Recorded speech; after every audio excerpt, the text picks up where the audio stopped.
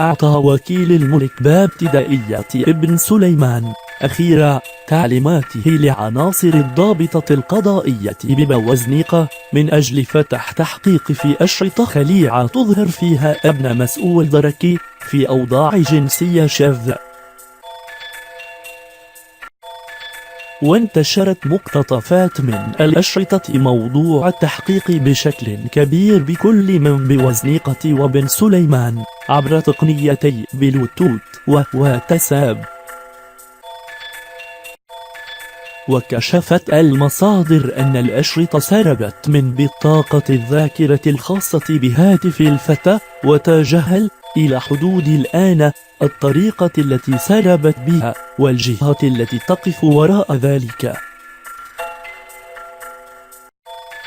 وأشارت المصادر ذاتها إلى أن الأشرطة تظهر ابنة المسؤول الدركي عارية تماما وممدة فوق منديل أبيض على أرضية مطبخ منزل والديها بطريقة مثيرة.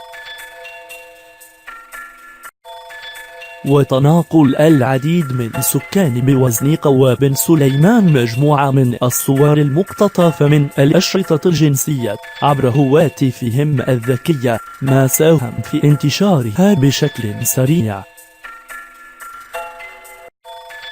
أدى إلى وصولها إلى مصالح الأمن والدرك بالمدينتين. وتتضمن الصور لقطات للشاب البالغة من العمر 23 سنة في أوضاع جنسية مختلفة، إذ تظهر في الصورة الأولى واقفة في المطبخ عارية تماما، فيما تبين الصورة الثانية ابنة المسؤول الدركي ممدة وتقوم بعملية استمناء بأصابع يدها اليمنى، فيما تعمل من خلال الصورة الثالثة على إظهار جهازها التناسلي باستخدام كلتا يديها، ما يشير إلى أن عملية التصوير تمت بمساعدة طرف آخر،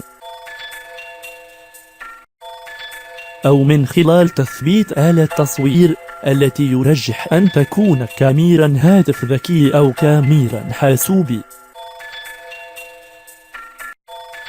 وزادت مصادرنا أن المسؤول الدركي صدم جراء تصرف ابنته الطالبة بأحد معاهد بوزنيقة، خصوصا بعدما تيقن من فعلتها من خلال تفاصيل مطبخ منزله الذي ظهر بوضوح في الأشرطة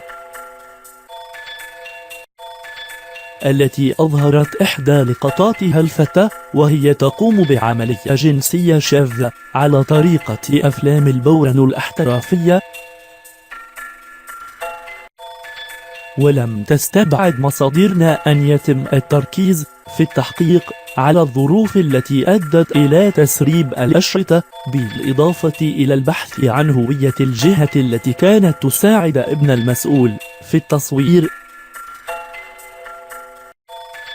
إذا ما ثبت وجود طرف ثان في القضية. كما سيتم التحقيق حول الجهة التي تستفيد من تسريب الأشرطة